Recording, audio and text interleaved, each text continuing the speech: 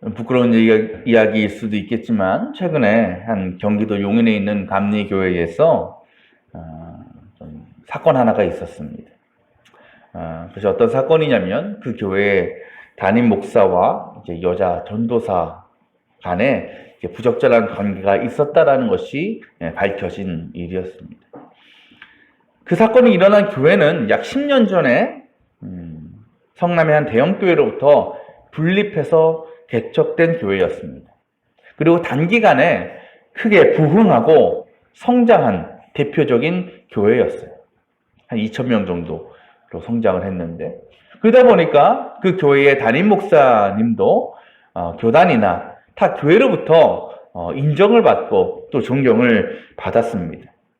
그런 교회에서 또 그 교회의 그런 담임 목사가 그런 일을 저질렀다라는 것이 많은 사람들에게 큰 충격이 될 수밖에 없었습니다. 그 일이 밝혀진 후에 그 교회는 해당 그 여자 전도사님을 바로 해임을 시켰습니다. 그리고 담임 목사도 성도들에게 사과를 하면서 자신이 책임을 지고 교회를 떠나겠다라고 이렇게 선언을 하였습니다. 그렇게 그 사건은 담임 목사가 사퇴하는 것으로 일단락되는 것 같았어요. 하지만 예상치 못한 일이 일어났습니다. 그것은 교회 안에서 이 담임 목사의 사임 여부에 대해서 전교인의 찬반 투표를 하기로 한 거예요. 투표를. 그래서 지난달 말에 6월 말에 임시 당회를 열고 전교인을 상대로 담임 목사의 사임에 대해서 찬성과 반대의 의견을 물었습니다. 투표를 했다라는 거죠. 그 결과가 어떻게 나왔을까요? 여러분이 만약에 그 교회의 성도였다면, 투표에 참여했다면 여러분은 어디에 투표를 하셨을 것 같습니까? 사임을 찬성하는 편입니까? 아니면 사임을 반대하는 편입니까? 다 여러분 머릿속에 상식이라는 게 있죠. 그래서 어떻게 결과가 나올 거라고 예상이 되지요. 그렇죠? 근데 여러분의 생각과는 정반대 결과가 나타났습니다. 1280명 정도가 투표를 했는데 그 중에 담임 목사의 사임을 반대하는 것, 그러니까 담임 목사님이 계속 계셔야 된다라고 하는 표가 753명이 나왔어요. 그리고 사임을 해야 된다, 사임 찬성에 대한 표가 약 525명 정도가 나왔습니다. 그러니까 뭐가 많은 거예요? 사임을 반대하는 것. 결국 그 목사님은 그 투표로 인해서 그렇게 교회를 떠난 지 한두 달 만에 지난주부터 다시 교회 강단에 서게 되었습니다. 어떤 생각이 드십니까? 이 사건, 또 이런 투표의 결과를 보시고 어떤 마음이 드십니까? 참, 저는 개인적으로는 기가 막히더라고요. 처음에 저는 기사에서 이걸 봤거든요. 교계 신문에서 이제 투표를 한다라는 기사가 난 거예요. 투표를 결정한다. 그래서 저는 그래서 별로 걱정을 안 했어요. 왜? 당연히 교인들이 사임시키겠지. 사임을 찬성하는 쪽으로 이렇게 표를 던지겠지라고 생각을 했다라는 거예요. 그런데 그것도 이제 교회 안에서의 문제가, 그것도 어떻게 보면 제일 민감한 문제 아니겠어요? 교회 안에서. 또 담임 목사에게서 그런 사건이 터졌다라는 것은 너무도 크고 중대한 문제였다라는 거죠. 그런데 뚜껑을 열어보니 성도들의 생각은 달랐더라. 절반 훌쩍 넘는 성도들이 그렇게 하나님과 성도들 앞에서 너무나 부끄러운 죄를 지은 목사님을 다시 그 교회 강단에 세우기를 원했다라는 거예요. 왜 그들은 그 목사님을 다시 받아주고 강단에 세우려고 했던 것일까?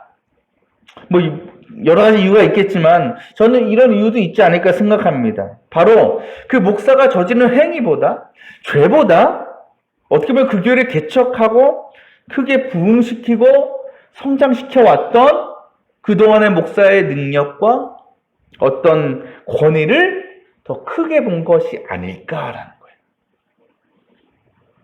그래서 그것에 대해서 어떤 책임을 묻고 합당한 제재를 가하는 것이 아니라, 좋은 목사님이었으니까, 능력 있는 목사님이니까, 훌륭한 목사님이었으니까 그 정도의 실수 정도는 그냥 눈 감아줘도 좋은 것 아닌가. 그렇게 하는 것이 우리 교회 앞으로의 미래를 생각해 볼 때 더 좋은 일이 아닌가라고 생각하지 않았을까라는 거예요. 사실 이와 같은 일들이 우리 주변에서 많이들 일어납니다. 특히 우리가 어떤 일이냐면 우리가 그리스도인으로서 살아가면서 수많은 하나님 앞에서의 부끄러운 죄의 문제들을 만나게 돼요. 우리가 짓는 것도 있지만 우리가 그런 상황들을 마주하게 될 때가 있다는 겁니다. 근데 그것을 우리가 그거는 죄야. 그거는 부끄러운 일이야. 라고 자신 있게 과감하게 얘기할 수 없는 그런 우리의 모습도 있다는 거죠. 특히나 그 대상이 어떤 세상적으로 나보다 높은 위치에 있거나 큰 권위를 가진 사람이라면 더 그럴 수 있다는 거죠. 괜히 그 일이 지적하고 비판했다가는 내가 어떤 피해를 당하지 않을까? 보복을 당하진 않을까라는 두려움도 우리에게 있는 거예요. 그런데 오늘 말씀 보면 그 죄의 문제에 있어서는 절대로 타협하지 않고 철저하게 지적하고 권면하고 회개를 촉구하던 용기 있는 한 사람이 등장합니다.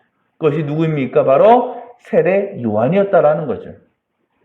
세례 요한 당시에 이스라엘 팔레스타인 지역은요, 그 당시에는 그 로마 제국의 지배를 받고 있었기 때문에 그 각 지역이 로마로부터 내려온 왕, 우리가 분봉 왕이라고 불리는 왕들이 다스리게 돼 있었어요. 그러니까 제일 큰 왕은 전체 왕은 헤롯 대왕이었고 주로 헤롯 대왕의 자녀들이 각각의 하나하나 지역을 맡아서 다스렸다라는 거죠.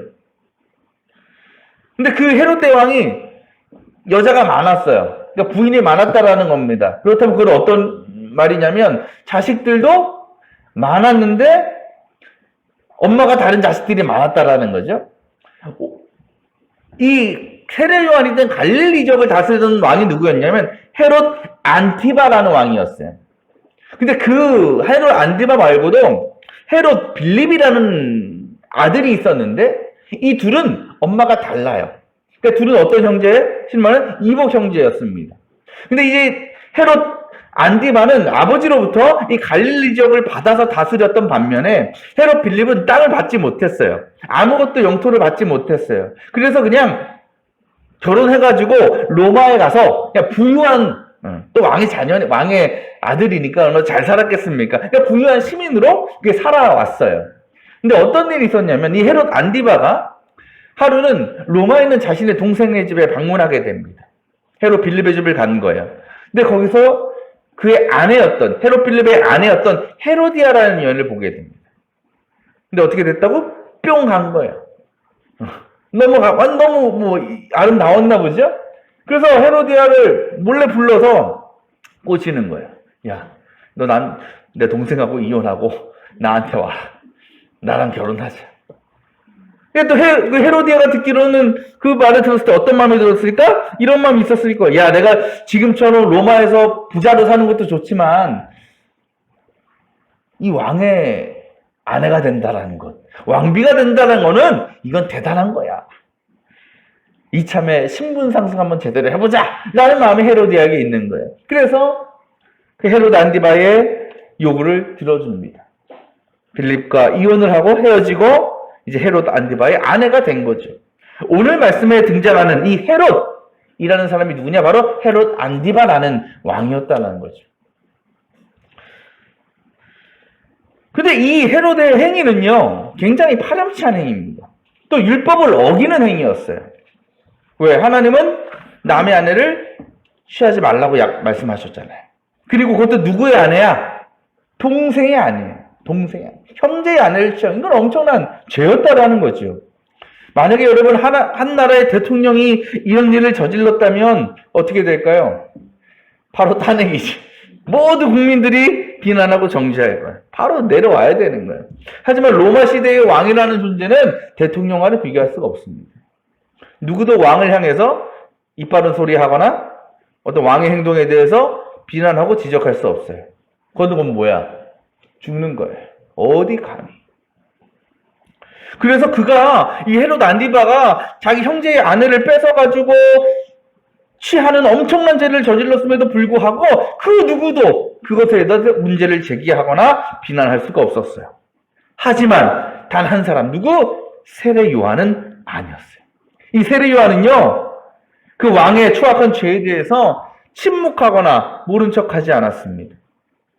그 행위에 대해서, 그 왕에 대해서 수차례 얘기했어요. 그건 안 됩니다. 그건 죄입니다. 그렇게 하시면 안 됩니다. 경고하고 얘기했어요.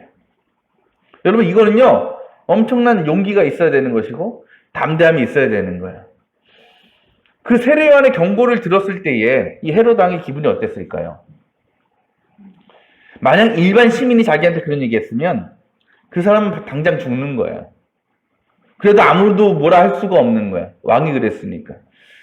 하지만요, 이 헤로드 안티바는 세례 요한만은 절대로 해하거나 벌을 주지 않았습니다. 왜 그러냐면 그 당시 세례 요한은 수많은 사람들에게 뭐라고 불렸어요? 예언자다, 선지자다, 또는 어떻게까지 불렸다? 저 사람이 메시아다 라고까지 불릴 정도로 위대한 존재였기 때문에. 그런 세례 요한을요, 평소에 헤롯이 어떻게 대했다고 오늘 말씀에 나와 있습니까? 20절에 뭐라 그러냐면 그를 두려워했다라고 해요.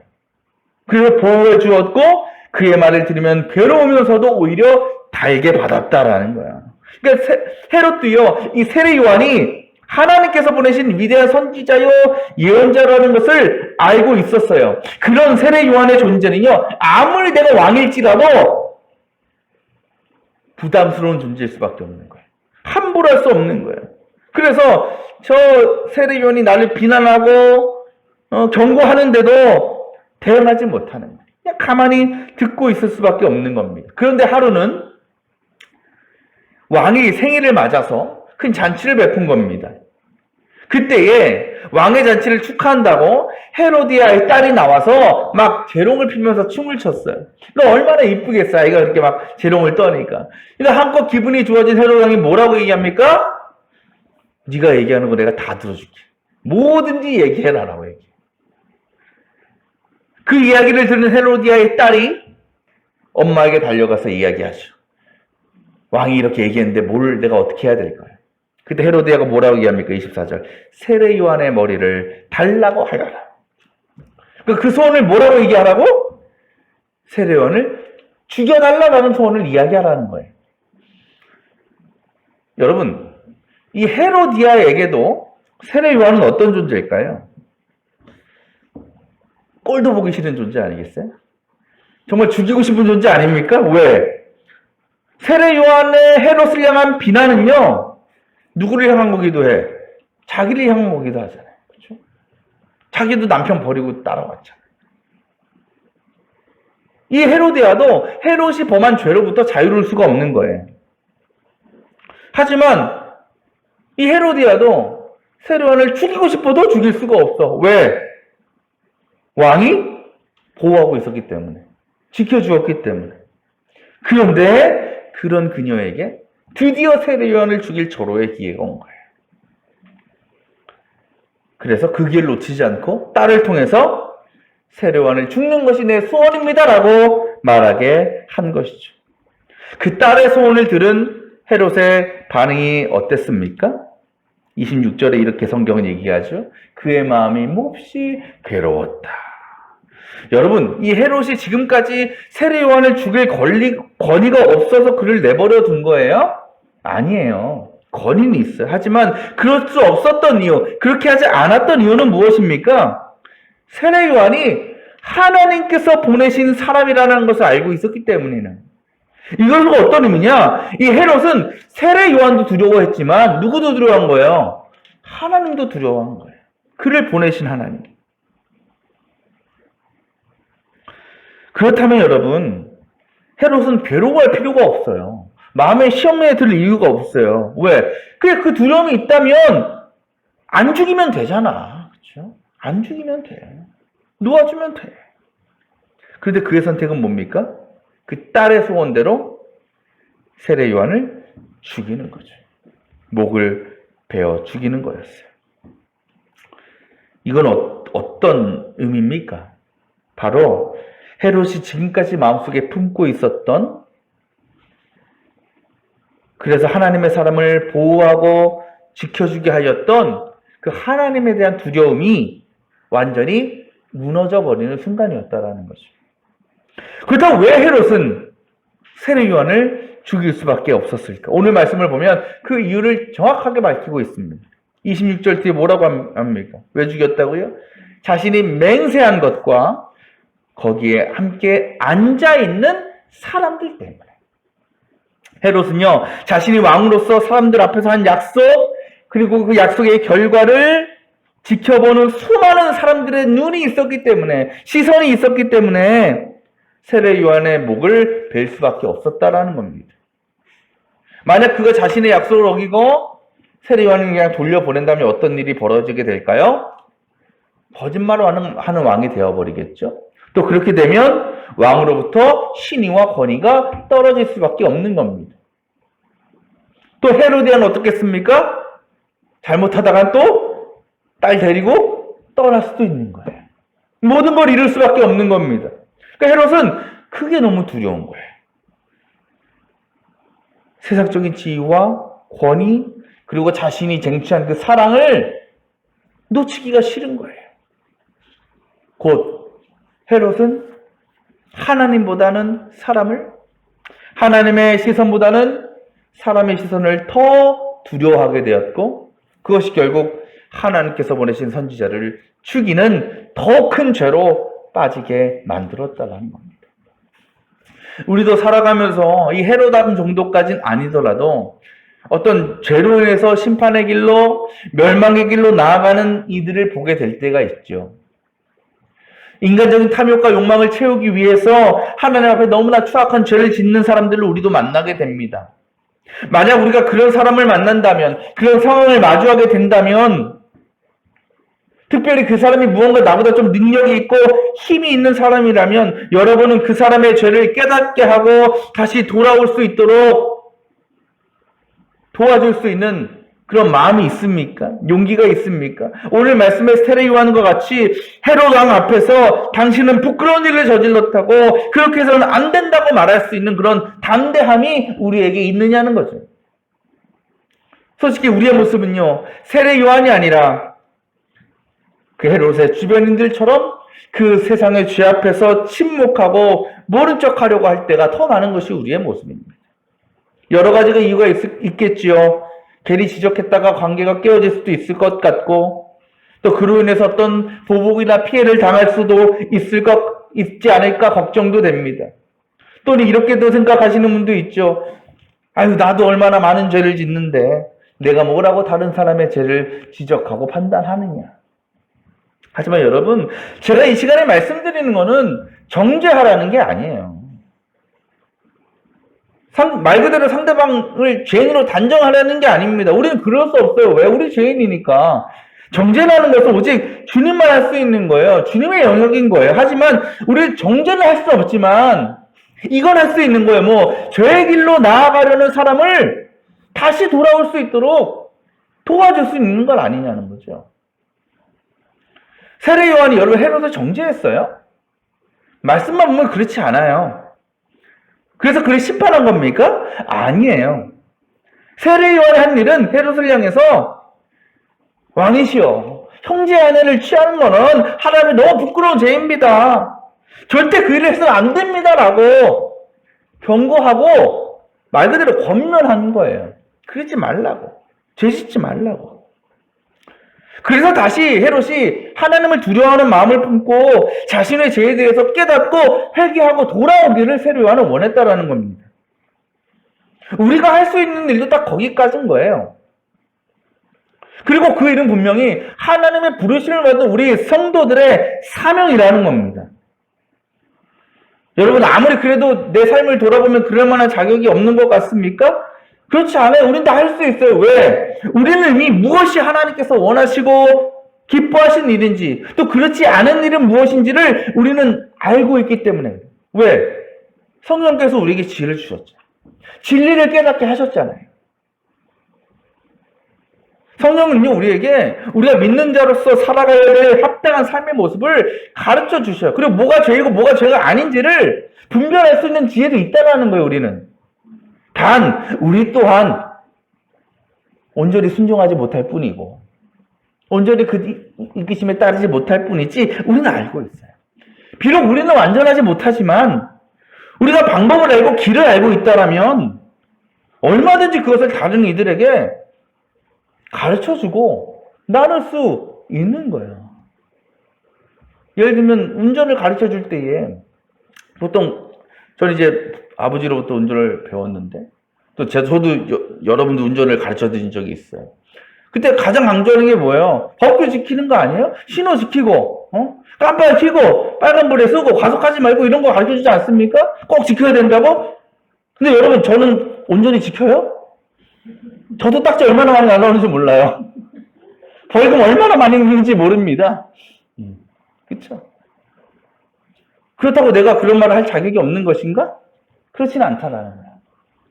얘기할 수 있어야 되네. 비록 나도 때로는 딱지 끊기고 날라오지만 그래도 이건 아니야. 그렇게 해서는 안 돼. 넌 딱지 끊기면 안 돼. 넌 제대로 지켜야 돼. 라고 말할 수 있는 것이라는 거죠. 또 그 과정을 통해서 우리 또한 그 권면하고 가르치는 우리도 하나님을 두려워하고 경외하는 믿음이 자라게 돼요. 그러니까 신호 지켜 이러면 안 되라는 것을 말하지만 그걸 누구에게도 하는 거야. 나에게도 하는 얘기예요. 아 그래 나도 이럴 때가 있었지. 나도 제대로 지켜야지. 나도 어기지 말아야지.